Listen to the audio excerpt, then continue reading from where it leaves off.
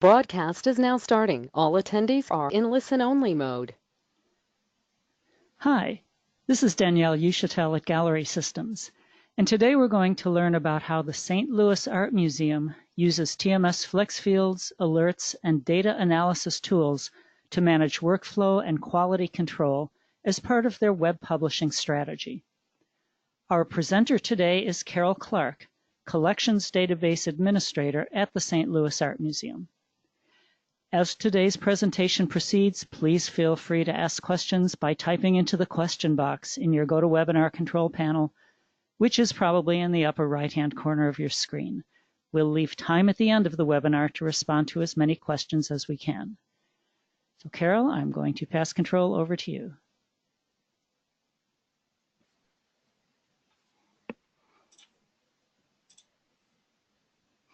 Good, Okay, I see your screen. Thank you. Good morning. And thank you, Danielle, for inviting me to present this with you today. I'm going to walk you through how we have set up a new process for publishing object records for our online collection, and a little bit of how we are using data from that process combined with other data available in TMS to help us track progress in multiple departments, prioritize objects in workflows, and identify areas where we may need to adjust either our resources or our goals. First, I'll provide answers to a few of the basic questions about our museum. St. Louis Art Museum, or SLAM, is located in Forest Park, which is nearly 1,400 acres of parkland in the heart of the St. Louis metropolitan area. We have an encyclopedic collection represented in TMS by nearly 35,000 object records. In 2018, we welcomed over 653,000 visitors.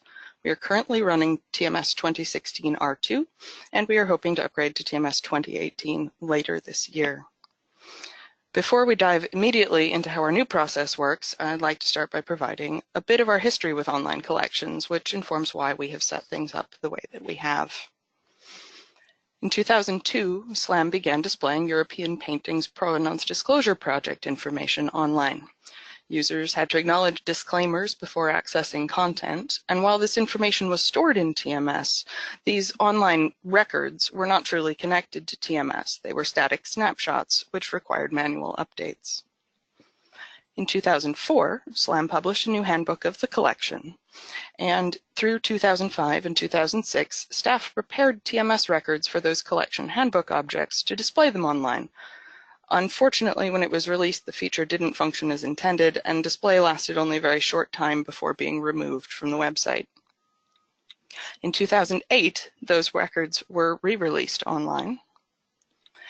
And until about 2016, SLAM continued very much with a highlights approach to the online collection.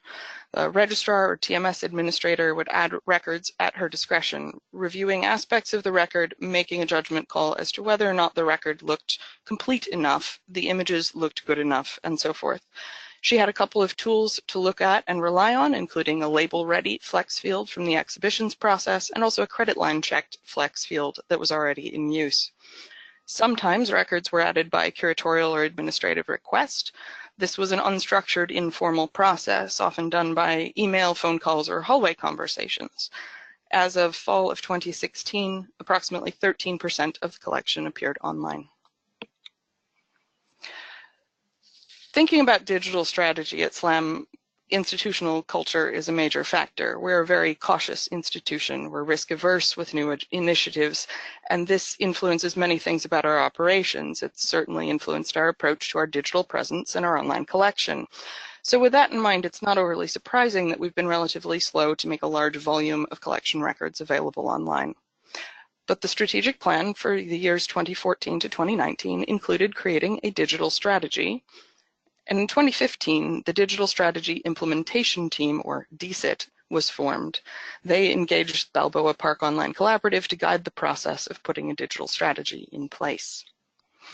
And from the Digital Strategy Summary Report, the museum's digital strategy will ensure that it has the technology infrastructure, staff knowledge and capacity, deployable content and tools to leverage the museum's collection and programming to engage, educate, and enable its audiences through on-site and remotely accessible digital resources. As a result of this digital strategy, there were several changes in staffing through 2015 and 2016 that relate to the management of the online collection. First being the creation of a new division, Digital Experience and Media, that includes our Digital Assets Department. Several new positions were created, including a head of digital platforms, another database administrator position in our IT department, and a term-limited collections cataloger. That position hired to revise cataloging standards and implement some new cataloging initiatives. Overall, a lot of things were in flux. With departments and positions rearranged, many staff were learning new workflows and adapting to a new reporting structure. Also around this time, though not as a result of the digital strategy, SLAM hired a new TMS administrator. I joined the museum in November 2016, coming from a background with history museum collections. I had been deeply involved with data standards in my previous work, but my experience was with other collections management systems. I had not actually used TMS before arriving at SLAM as the new TMS administrator.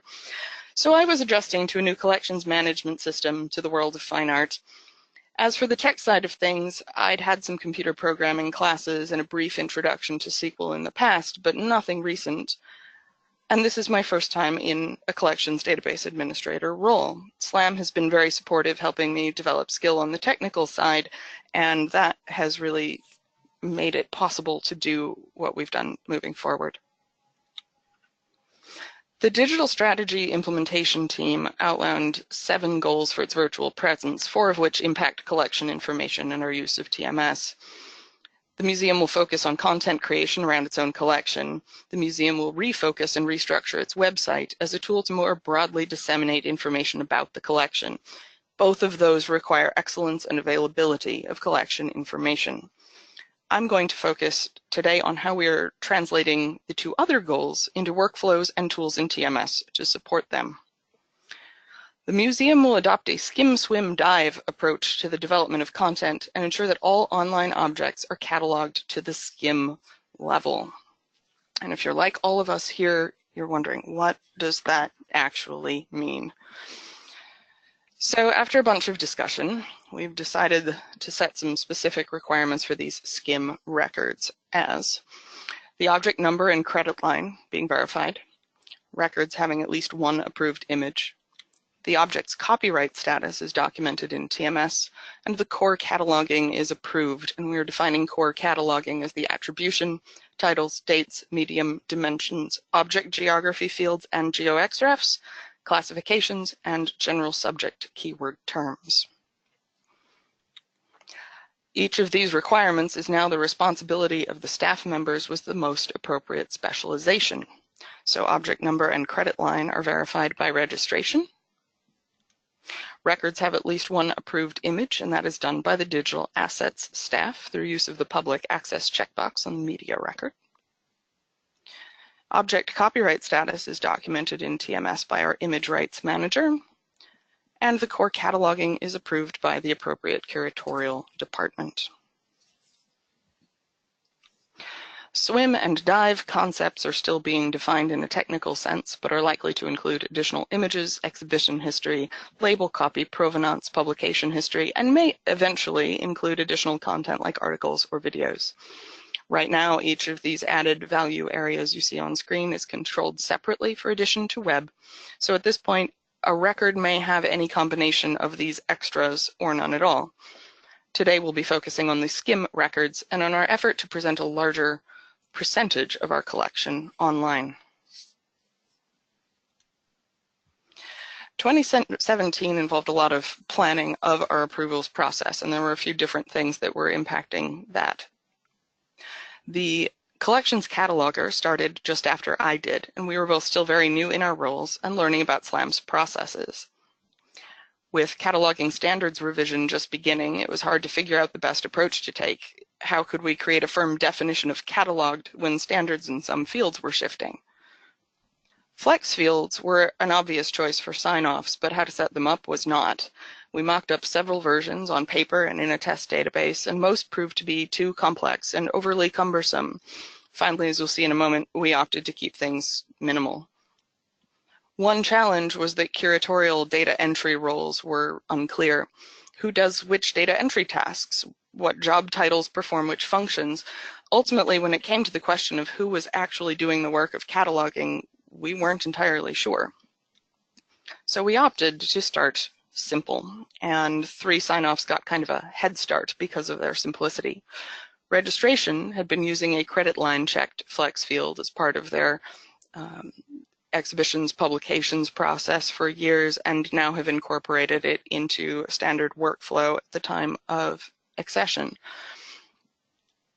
Copyright and media review had the fewest other TMS users involved, and their processes were very clear, so communication was easy. They began using FlexField sign-offs in August of 2017.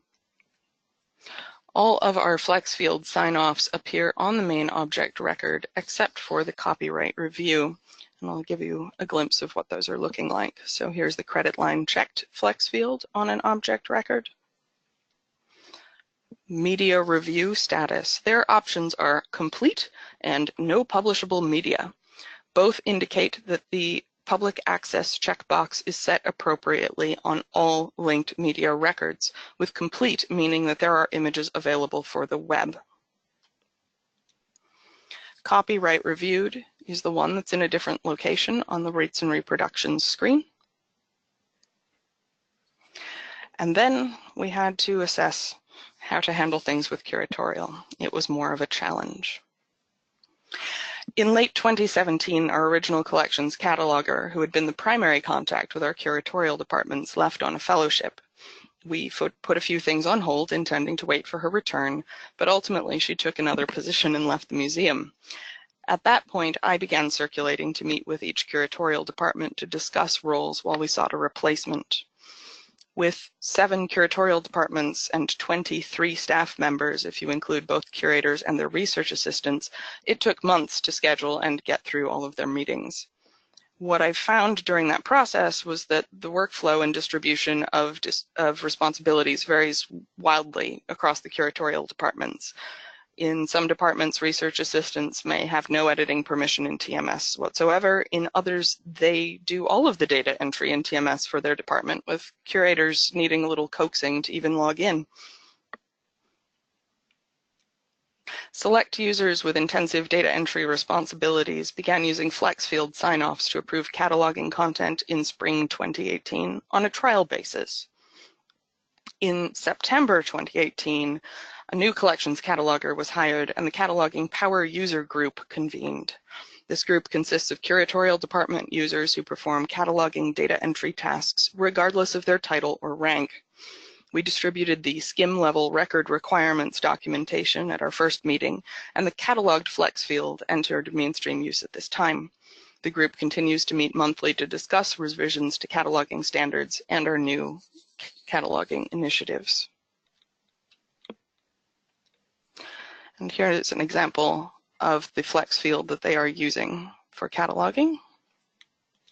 We are also using a record-reviewed FlexField, at least temporarily, while these cataloging standards are shifting and training is ongoing.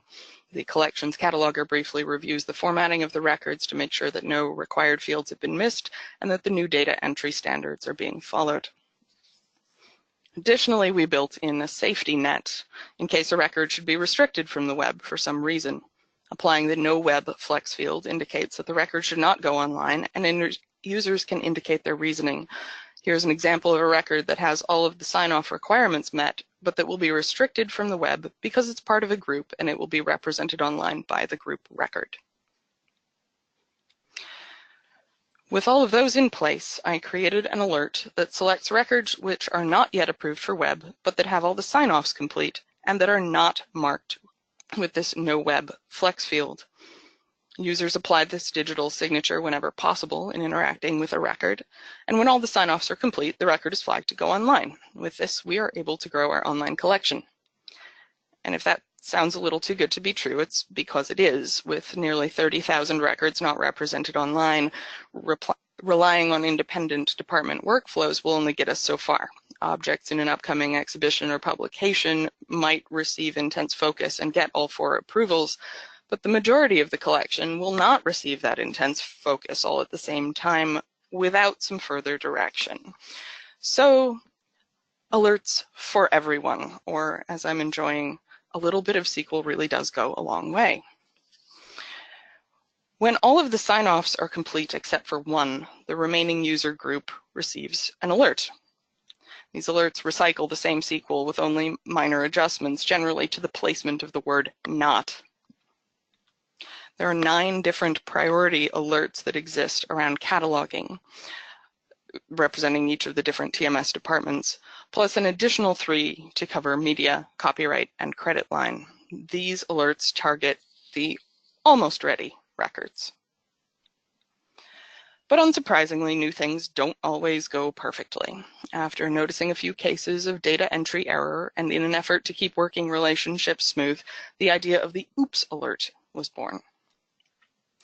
Oops alerts look for inconsistencies and prompt users to correct their own data entry errors. For example, this one, oops, copyright review incomplete, lets there know that the copyright reviewed flex field is active, but the object rights type is still set to not entered, and asks the user to please resolve this conflict by selecting the appropriate object rights type from the drop-down menu.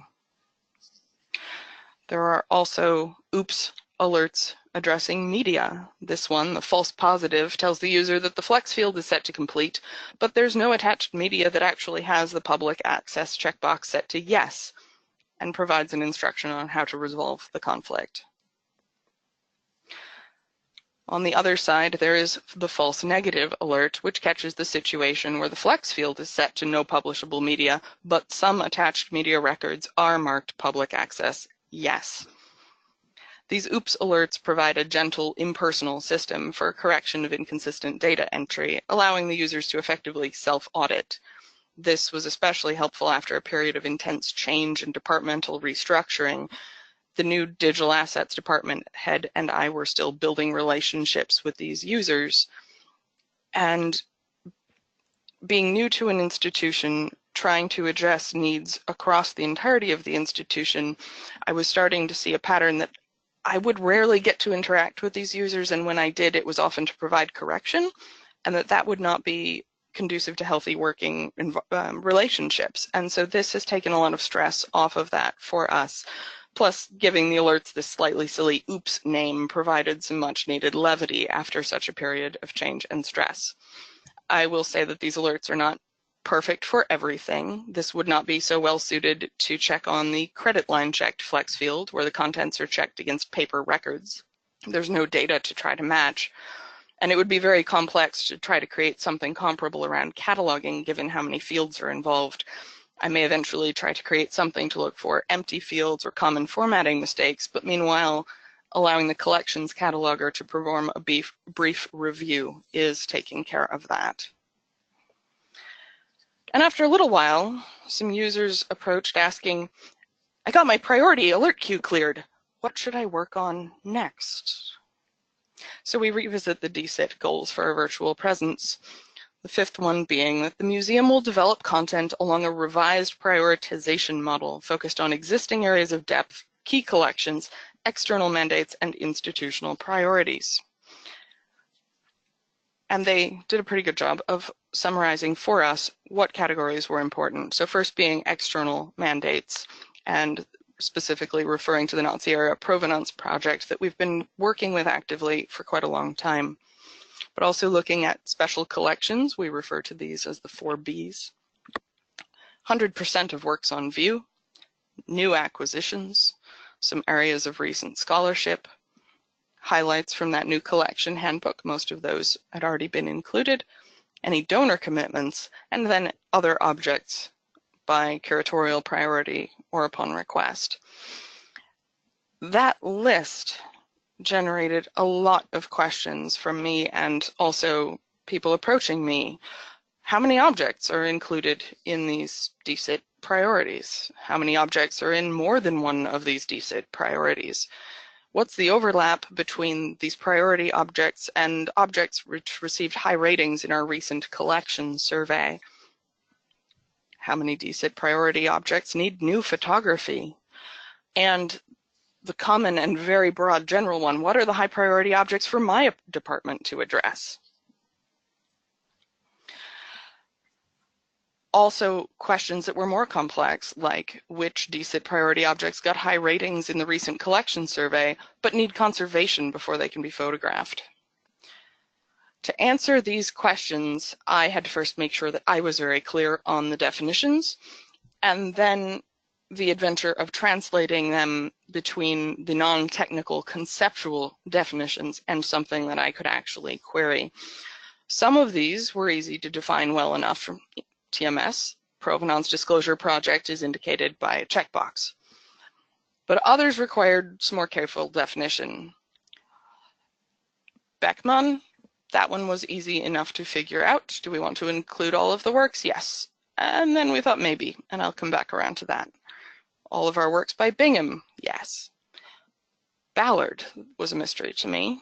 This is referring to a particular exhibition catalog for the Carpet and the Connoisseur, but that translates to a bibliography module record, so it's easy enough to find the linked objects.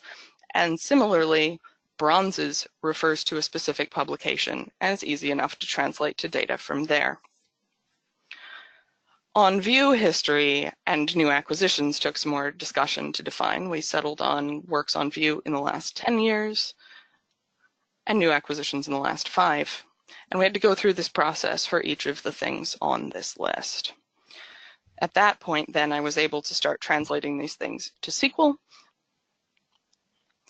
And I did that in a very modular fashion. This was the largest and most complex SQL project I'd undertaken, and it was easy to approach it piece by piece.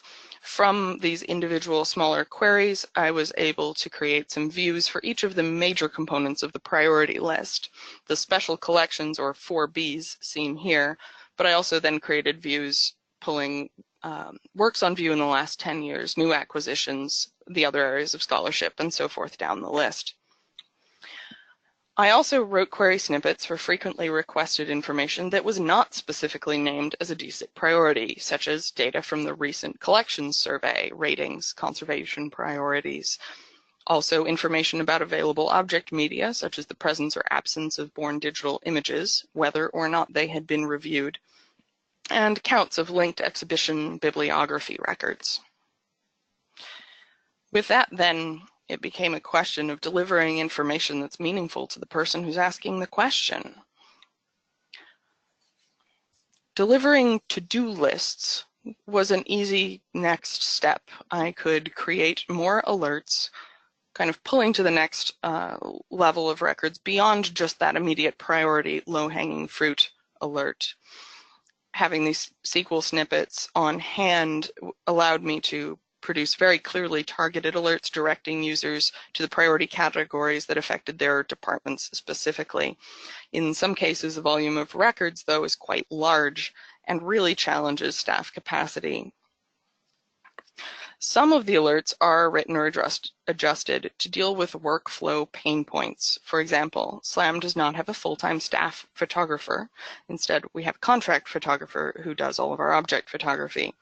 New photography requests can sometimes take a couple of months to accommodate, and that's assuming that the object does not require pre-photography treatment. So because of this considerable lag time, objects with approved media are prioritized in cataloging alerts. Alerts are written differently for the different curatorial departments, depending on the number of records and staff capacity. I have to maintain awareness of the big picture and update alerts accordingly, but users really only have to worry about what's on their list.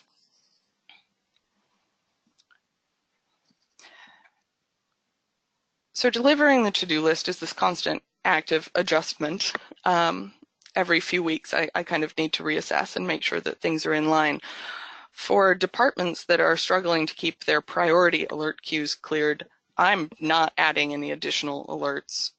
For those who are keeping them cleared, though, and are ready for another list, I make a judgment call based on these available numbers and what I know of the department and their current workload.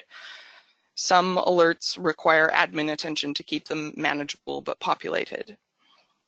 So here you'll see that I'm looking at what the results are, how many people are in the department, what's really manageable for their workload at this time. You'll see that Asian art, for example, generally keeps the priority queue quite clear and has worked through this next list of high priority records, but the next available is a very large quantity. So at that point, I would do something like subdivide that by classification or some other criteria so that that list was not overwhelming to the department. We got to a point where generating lists of objects in the various categories was relatively easy. Generating lists of combinations of categories was pretty easy. Generating lists was no longer a problem, but while alerts are great for users checking things off of a list, they're not great for management trying to understand the big picture and make any decisions. Understanding the intersections of categories was more challenging, but really essential for our planning. Unfortunately, communicating this bigger picture without relying on lots of lists was something I didn't really have any experience with at that point. My first thought was to find an online Venn diagram generator to help us visualize all these intersections. And as you'll see, with this many categories, a very simple free online generator left much to be desired. It was nice to have the numbers broken down, but you'll notice the size of the different sets does not adjust to reflect the actual quantities of records, and some of these so-called intersections here actually contain zeros. The sets don't intersect at all. Learning a new coding language for data analysis was not something I had time for. So at that point, I had to sort of take a break and walk away from that and wait for a different approach. Meanwhile, in order to try to look at the whole situation at once, I went back to SQL and I assembled the building blocks into a single large query and stored it as a view. This online tracking view looks at permanent collection records, the priority categories to which they belong, their survey rating, status of each of the FlexFields sign-offs, and more.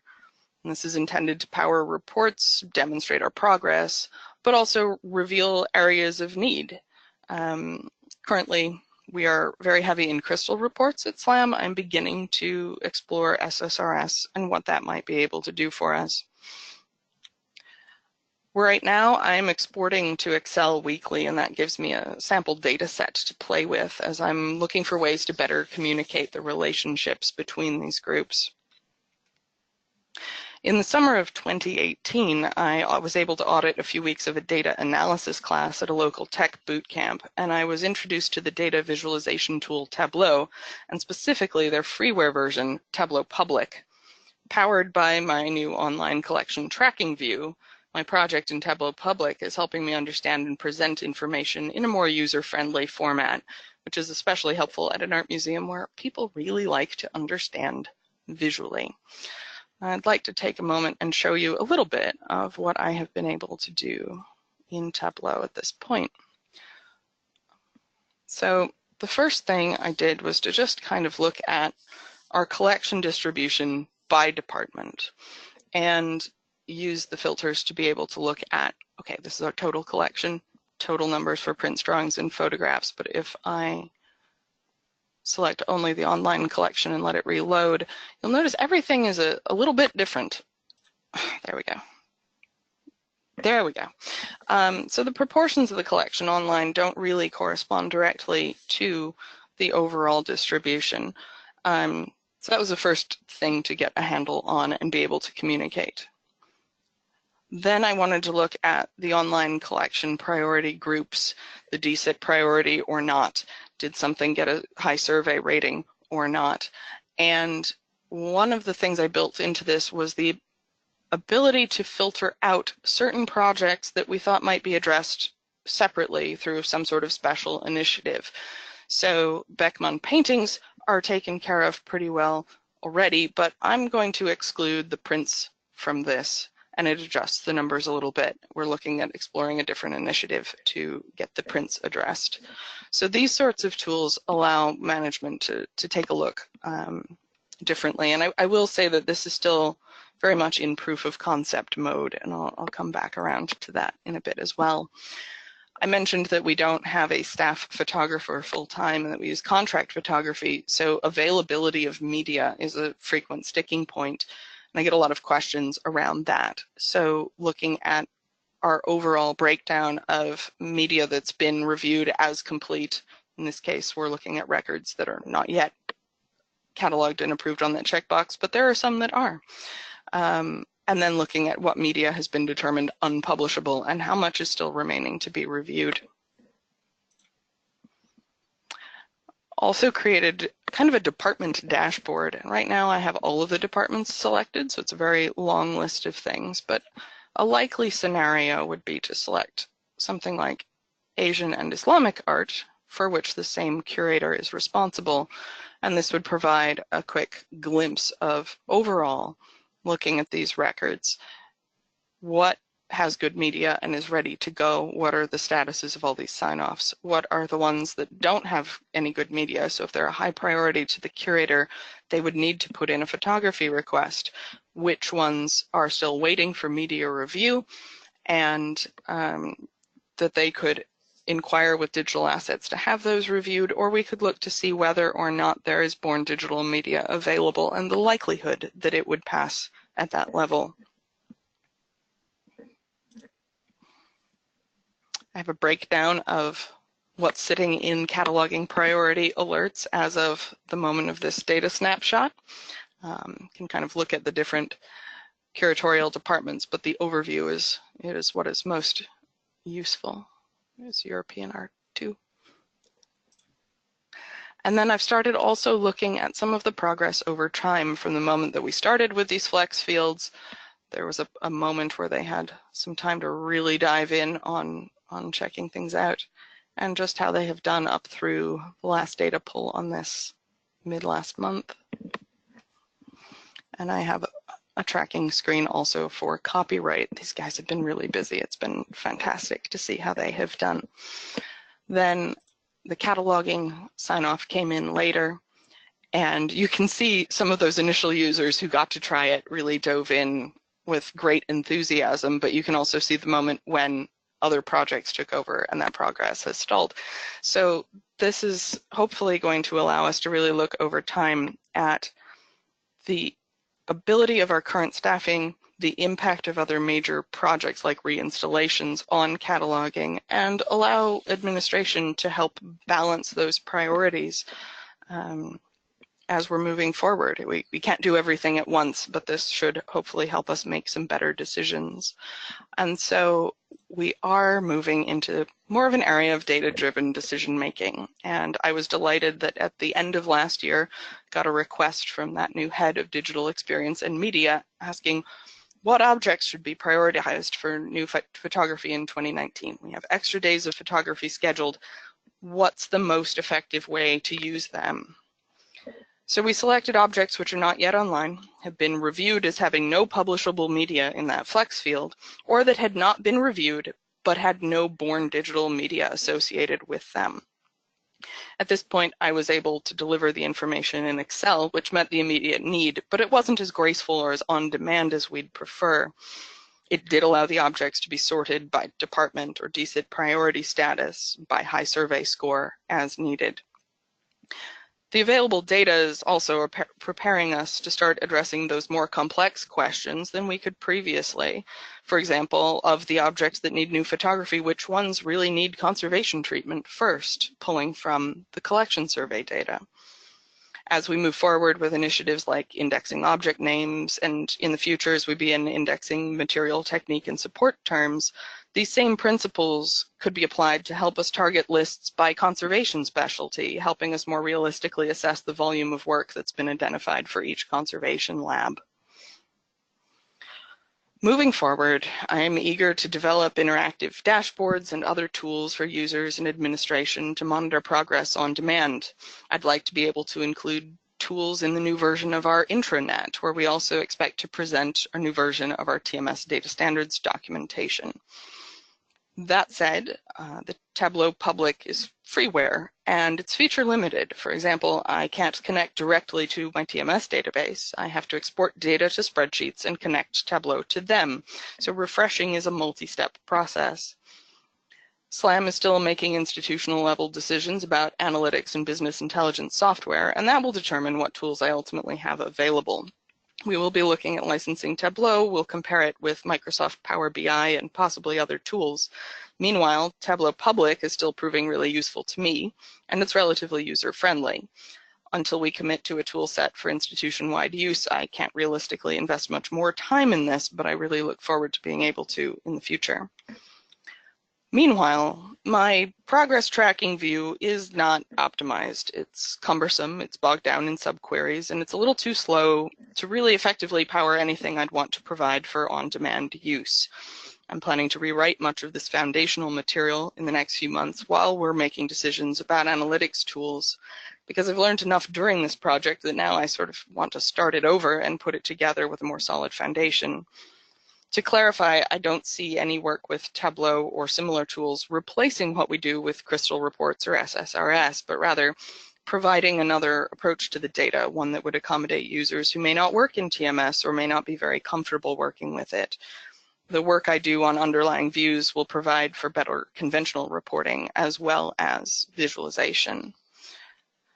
I'm also really interested in getting more feedback from users and administration about what they need and want to see, and in extending this approach to other workflows. I hope that in time, we can not only provide better insights into our online collections process, but also to exhibitions, conservation, and other aspects of museum operations. It's more of a culture shift than it is just about what boxes to click when. It's a way of approaching everything that we're doing in TMS, but so far we're really enjoying seeing how people are responding to it. At that point, I can open it for any questions. All right. Well, thank you very much. That was amazing, and I learned a lot, and I see from the comments that people are writing in that many others have learned a lot too. So let me start with a few questions. Just to kind of rewind to the beginning, when you talk about alerts, the terminology, how exactly are those alerts delivered? Is that alerts within TMS, the alerts that you get when you log in, or do you mean Correct. something else? Okay, so it is the alerts. And I guess a follow-up question to that, because you did at the end talk about eventually optimizing the alerts, and it is true that if a SQL query that's embedded within an alert runs slowly, it will make your login slower, especially if you have a lot of alerts. Have you found that to be the case, or it really isn't affecting login speeds? It may be affecting things a little bit, but the alerts, for the most part, are not the most complex of the questions we're asking. So mercifully, they are not in too bad of shape. Where I'm really feeling it is with this giant view that I've put together that's simply asking way too many questions all at the same time. And right now, I'm the primary user of that. I'm the one who's exporting things to Excel. I'm the one who's refreshing them in Tableau and so forth. But it is one of the things that's holding me back from being able to deliver that content on demand to administration. So right now, if I get a question, I'm going through that process, refreshing everything and delivering an answer. But I am not yet at a point where I can really make available the tool so that they can run it whenever they need. That's where I'm really feeling the need to address the speed. Right, that makes sense. And then kind of following on that, the sort of to-do lists, how are those delivered to the end users? Still in TMS alerts. So it's still part of the yes. alerts. At that point, that is how really all of that is happening. We are, as I said, just beginning to explore SSRS, and I would love to get some email notifications set up, but we are not there yet. So maybe down the road, but for now, it's all through the TMS alert tool. Another question by people who are listening to this webinar. Do you publish records that may not have been photographed professionally, but for which you have an acceptable snapshot image? I would have to really look at the standards set out through our digital assets department because they own that decision-making process, but generally they have set some pretty high standards for us. We did have a rapid imaging project a few years ago before I came that was not quite to the same professional level as what our contract photographer provides, but was doing high-res imaging with reasonably good lighting and so forth. And those are generally out there. I will also say that there are some older images that have been online for quite some time, and we have not gone through and just pulled them down on principle, right? That we are still allowing those to exist, but we're focusing on quality in what's going out now, especially with some new, if you actually look at things, since I started preparing this, we released a new website at the end of last year. And now that they're doing more work with IIIF and really the ability to zoomify on some of these images, the quality is essential. Mm-hmm. All right, good. Getting back to the alerts, do you ever make packages from alerts so that users have a record set that they can wade through, or do you just have the alert as a sort of reporting vector? They are doing that themselves. So they will receive the alert when they log in and kind of assess how much is there to do, but then they are the ones who will go into the Package Explorer and create a package through the alert queue folder, and then they can work through it from there. And I am really encouraging them to make sure that they delete those packages at the end of their session, or at least at the end of their workday. Really stressing the idea that these are not static lists that you need to hold on to like your grocery list. These will update for you, and you can run it again tomorrow and you will get more and different results, and that's okay. And I think they're getting the hang of that throughout the different departments and getting more comfortable with it. Mm-hmm. That makes sense.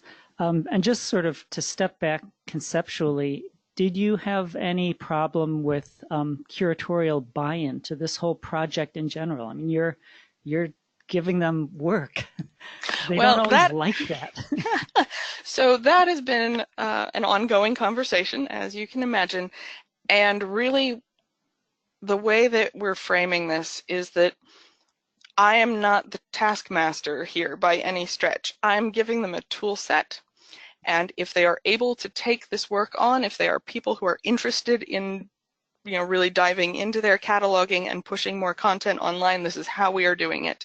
And if they don't have time because of their other demands, they report through a completely different structure. I am not tracking them down and trying to enforce anything about this alert queue process.